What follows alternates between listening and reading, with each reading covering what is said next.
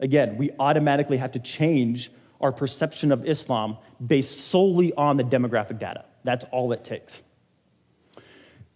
I have these words written up on the board because we're going to continually refer back to these things. In order to understand Islam, we have to understand these 4 things. Every religion in the world says that there's a problem in the world. And every religion in the world says they have a or the solution to the problem. In Islam, the 2 problems in the world are self-sufficiency and idolatry. We think, as humans, that we can get by without God. We think as humans that we just need to pull ourselves up by our bootstraps and get it done on our own. We are responsible for our wealth. We are responsible for our family. We are responsible for our society. God has nothing to do with it.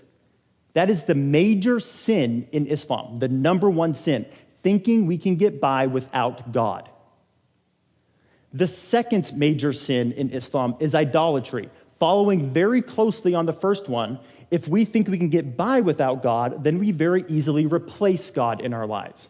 Idolatry, something else taking the place of God. Whether it is nation, family, money, it doesn't matter. If anything takes the place of God, it is idolatry. Everything Islam does is focused on getting rid of these 2 things in our lives. In order to understand Islam, we have to understand those 2 problems, self-sufficiency and idolatry.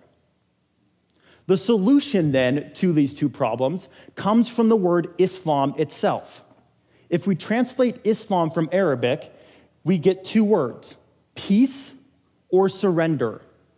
And so most of the time we talk about these 2 things as saying Islam is the peace that we receive when we surrender ourselves to God. That is Islam. That means then that a Muslim is someone who submits to God.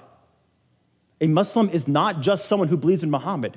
If a Jew or a Christian submits to God, by definition, they are Muslim, because that's what the word means, someone who submits to God. So Islam is focused on bringing us peace by surrendering ourselves to God so that nothing takes the place of God and we don't think we can get by without God. That's the way that we have to understand Islam. Everything comes down to these 4 things. God is Allah, and so we'll get to that because we'll talk about Allah, definitely. But all Allah is Arabic word for God.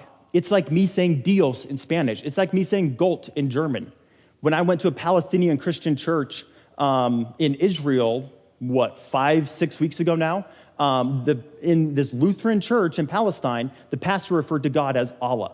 All it is an Arabic word for God. When I say God in English, they say God in Arabic because that's the language they're speaking, because that's the language the Quran is written in. It's like saying God in whatever language is out there, however many thousands of languages are in the world.